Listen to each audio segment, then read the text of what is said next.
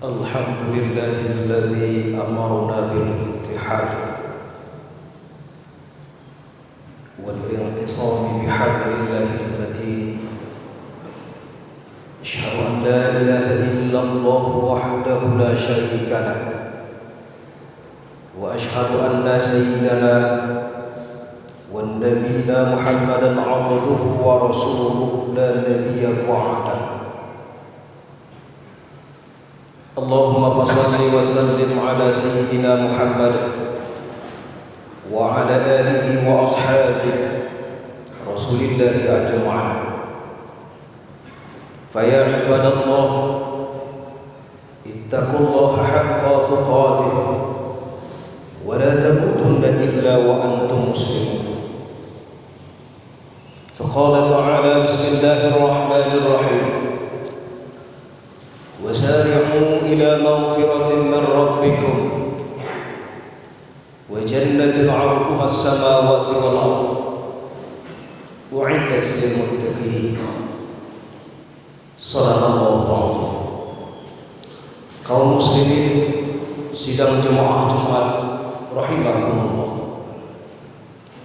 Pertama, puji syukur alhamdulillahi rabbil alamin. Marilah sama-sama kita persembahkan kehadirat Allah Subhanahu wa taala yang alhamdulillah di tengah-tengah hiruk pikuknya dunia, di tengah wabah ini, kita masih diberikan kesehatan dan kesempatan sehingga kita dapat bertemu dan berkumpul di dalam masjid yang mulia ini. Selanjutnya salawat dan salam kepada Nabi kita Muhammad sallallahu alaihi wasallam dengan melafazkan Allahumma salli ala sayyidina Muhammad wa ala alihi wa ashabihi Rasulillah ajma'in. Kaum muslimin sidang jemaah Jumat rahimakumullah. Kami selaku khatib tidak pernah bosan-bosannya untuk mengajar dan memanggil bapak-bapak saudara-saudara, yaitu berbuat takwa kepada Allah Subhanahu wa taala. Takwa dengan arti kata menjauhkan diri dari segala bentuk kemusyrikan dan kemunafikan, yaitu mentaati segala perintah, meninggalkan segala larangan daripada Al-Quran wa sunnah Rasul. Kaum muslimin sidang jemaah Jumat rahimakumullah. Judul khutbah kita pada kali ini sesuai yang sudah ditetapkan oleh kementerian kita, yaitu kembali kepada fitrah. Kalimat fitrah ini sesuai seakar dengan kalimat futur,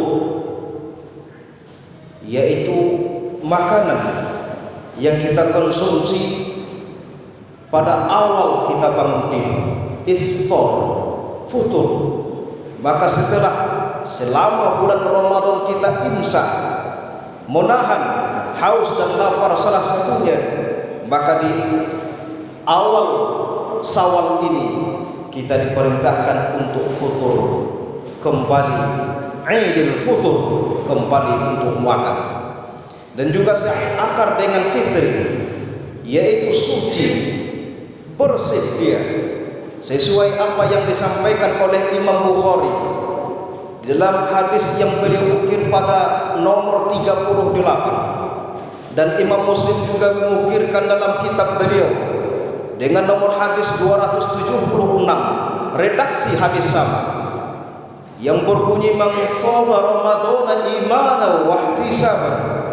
Siapa yang berpuasa di bulan Ramadan penuh dengan keimanan dan perhitungan, ghufira lahu ma taqaddama min zanbi, Allah ampuni dosanya yang telah berlalu. Inilah seluruh umat manusia di seluruh penjuru dunia berlomba-lomba, wasari'u ila maghfiratin min rabbikum, mencari ampunan dari Tuhannya, wa jannatun tajri min wa jannatun 'arduhas samawati wal ardh, dan surga Allah luasnya seluas langit dan bumi. U'iddat lil muttaqin, substansinya adalah bagi orang-orang yang bertakwa. Di awal Ramadan kita diperintahkan, ya ayyuhalladzina amanu kutiba alaikumusiyam kama kutiba alal ladzina min qablikum, dan substansinya la'allakum tattaqun, akan diperuntukkan bagi orang-orang yang bertakwa. Maka di awal Aidil Fitrah ini, ketika kita kembali menjemput ampunan dari Allah Subhanahu wa taala, maka fasilitas yang akan diberikan oleh Allah adalah surganya seluas langit dan bumi. U'iddat lil muttaqin, adalah untuk orang yang bertakwa. Kaum muslimin sidang Jumat rahimakumullah, tidak mudah memang untuk mencapai, mempertahankan nilai takwa ini di sisi Allah Subhanahu wa taala. Karena ada kepribadian yang harus kita bawa sampai akhir hayat kita. Seperti apa kepribadian orang yang kembali ke fitrah, yang akan mendapatkan ampunan dan nilai takwa di sisi Allah? Allah ukir dalam surah Ali Imran ayat 134-nya. Kepribadian orang yang fitrah itu, kata Allah, yang akan senantiasa mendapatkan ampunan dariku dan surga nantinya di yaumul qiyamah. Yang pertama kata Allah, alladzina yunfiquna fis sarra'i wat dharra, yaitu orang yang senantiasa menginfakkan hartanya baik dalam keadaan lapang maupun dalam keadaan sempit. Ini kepribadian yang pertama yang akan senantiasa mendapatkan ampunan, karena dia tahu konsep harta itu adalah wa mimma razaqnahum yunfikun, Allah yang memberikan, dan kewajibannya adalah untuk menginfakkan wa mimma, sebagian kecil dari apa yang telah Allah berikan itu. Karena andai kata amanah ini, harta ini kita sia-siakan, tidak kita arahkan sebagaimana mestinya, padahal di dalam bulan Ramadan kita sudah di training khusus infak, baik infak anak yatim, pembangunan masjid meningkat, di mana-mana kita survei meningkat nominal dan jumlahnya. Maka sayang jikalau hal itu kita cukupkan sampai di situ dan tidak kita bawa sampai akhir hayat kita. Padahal Allah sudah wanti-wanti, ara'aital ladzi yukadzibu biddin, tahukah kamu orang yang pendusta agama itu? Salat dia salatnya dusta, puasa dia puasanya bohong, haji dia hajinya bernilai munafik di sisi Allah Subhanahu wa taala. Siapa mereka? Fadzalika alladzi yad'ul yatim, salah satunya adalah orang yang tidak memberikan belas kasihan kepada anak yatim, wala yahuddu ala tu'amil miskin, dan tidak mau merangkul orang-orang yang hidup di bawah garis kemiskinan. Dusta mereka sehingga dilaknat oleh Allah, dan baginda Rasul pun juga ikut melaknat orang yang seperti ini. Innal munafiqina fid darkil asfali minan nar. Hadis ini diriwayatkan oleh Imam Muslim pada nomor hadis 1438. Orang munafik ini, kata baginda Rasul, mereka akan ditempatkan di kerak-kerak api neraka. Sementara informasi dari malaikat Jibril, seringan-ringannya azab neraka itu, kata malaikat Jibril, ketika kita menghidupkan api dengan sabut kelapa, kita kipas-kipaskan sabut kelapa, maka berterbanganlah bunga-bunga api sabut kelapa itu. Kata malaikat Jibril, bunga-bunga api neraka itu Muhammad, ketika disentuhkan ke telapak kaki manusia, yang libiha dima'uhu, mendidih otak yang ada di kepalanya, sementara azab yang akan diberikan kepada orang yang pelaku pendusta agama itu, kata baginda Rasul, fiddarkil asfali minan nar, mereka ditempatkan di kerak-kerak api neraka. Jadi kepribadian orang yang kembali ke fitrah yang pertama itu, kata Allah Subhanahu wa taala, alladzina yunfiquna fis sarra'i wad dharra, ia senantiasa berbagi antar sesamanya, baik dalam keadaan lapang maupun dalam keadaan sempit. Ini yang pertama. Dan yang kedua, kepribadian orang yang kembali ke fitrah itu, kata Allah, yang akan senantiasa mendapatkan ampunan dan nilai takwa di sisi Allah. Wal kaziminal ghaiz, orang yang pandai menahan amarahnya, tidak mudah emosi dia. Bagaimanapun kondisi sekarang ini, berita hoax mudah sekali kita dapatkan, sampai ke WA kita pun juga sampai dia, seolah-olah mengotak-atik kita, mengadu kita dengan kelompok ini, kelompok yang lainnya, mengadu masyarakat dengan masyarakat lainnya, mengadu rakyat dengan pemerintahnya. Maka jikalau kita tidak pandai menahan amarah kita, kita akan terjerumus juga di dalamnya. Sementara amarah itu akan menggagalkan kita nantinya masuk ke dalam surga Allah Subhanahu wa taala. Jadi kata Allah, kepribadian orang yang fitrah itu yang akan selalu kuampuni dosanya. Yang kedua kata Allah, wal kaziminal ghaiz, orang yang senantiasa menahan amarahnya. Ini yang kedua. Dan yang ketiga, kepribadian orang yang akan kembali ke fitrah itu, yang akan mendapatkan ampunan dan nilai takwa di sisi Allah Subhanahu wa taala. Wal 'afina 'anil nas, saling memaafkan suami dengan istri, anak dengan orang tua, bertetangga, bermasyarakat, berbangsa dan bernegara. Jikalaulah saling memaafkan ini yang kita kedepankan, maka negara kita ini akan menjadi negara kesatuan yang baldatun thayyibatun wa rabbun ghafur. Terlebih-lebih kata Imam Al-Ghazali, tiadalah kesedihan yang dialami manusia ketika Syawal datang, kata Imam Al-Ghazali, terkecuali kesedihan orang tua yang rindu dengan anak-anaknya. Maka kewajiban kita pada Syawal ini, jikalau memang kita dengan kondisi terbatas belum bisa balik kampung, bisa kita virtual, bisa kita video call, telepon orang tua kita, karena perhatian beliau selama ini kepada kita, mulai kita di dalam rahim beliau jaga betul, mau jalan ada lubang beliau hindarkan untuk menjaga janin yang ada di dalam rahimnya. Ketika ingin sholat dia, kita menangis, ditinggalkan ibadahnya sejenak.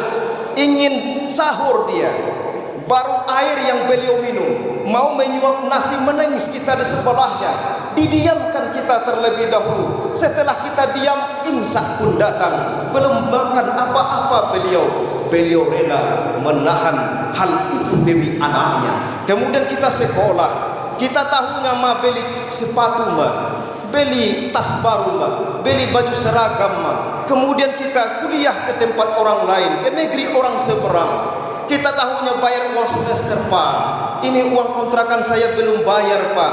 Beliau transferkan, beliau tidak pikir ngutang kemana, yang penting anaknya sukses dan bahagia. Setelah itu kita menikah, mempunyai anak, lepaskah kasih sayang beliau? Ternyata tidak.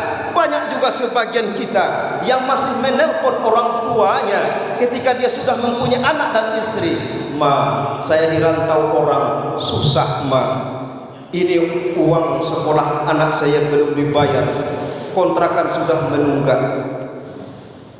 Lepaskah kewajiban mereka? Tidak, mereka transferkan. Selagi mereka itu mampu, mereka akan transferkan. Minimal beras mereka akan kirimkan dari kampung untuk meringankan beban anaknya yang ada di rantau orang. Maka momen sekarang ini, kesedihan, dia adalah kesedihan yang paling tinggi pada saat sekarang ini, adalah kesedihan orang tua kita terhadap anak-anaknya. janganlah kerinduan ini terhadap kita beliau bawa untuk menghadap kepada Allah Subhanahu wa taala. Ridha Allah fi ridha walidain, ridha Allah tergantung kepada ridhonya orang tua. Sukhtullah wa sukhtul walidain, murka dan kasih, murka dan kebencian dan kesedihan Allah itu tergantung kepada murka dan kesedihan kedua orang tua kita. Na'udzubillah tsumma na'udzubillah.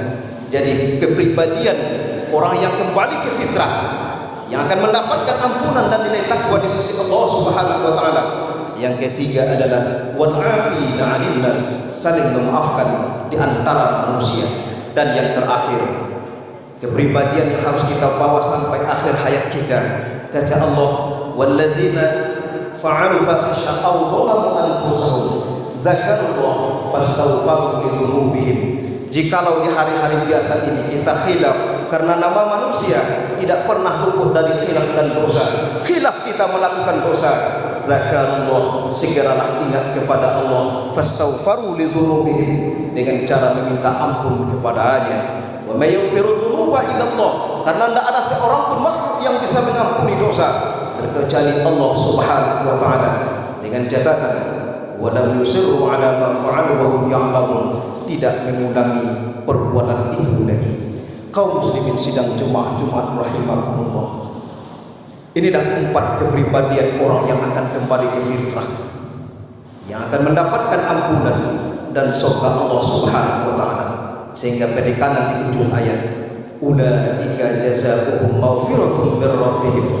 Inilah orang-orangnya yang akan mendapatkan ampunan dariku. Wa jannatun tajri min tahtihal anhar, dan akan masuk ke dalam surgaku yang di bawahnya mengalir beberapa sungai kenikmatan. Wa ni'ma ajrul 'amilin. Dia adalah balasan yang sempurna bagi orang-orang yang soleh, terkecuali surga itu. Kaum muslimin sidang Jumat rahimakumullah. Inilah khutbah kita pada kali ini. Sebagaimana itu saya, marilah sama-sama dengan momen 2 Syawal ini kita membuka wacana kita ke depan bahwa betapa pentingnya mempertahankan kepribadian kita sebagai muslim yang telah dijelaskan oleh Allah dalam surah Ali Imran 134 itu.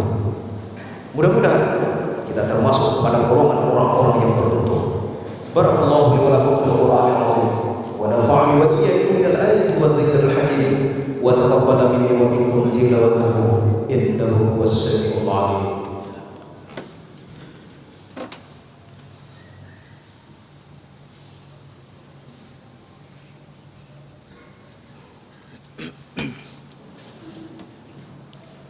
Alhamdulillah wa kafa wassalatu wassalamu ala nabiyil mustafa wa ala alihi wa ashabihi ahli sirri wal wafa.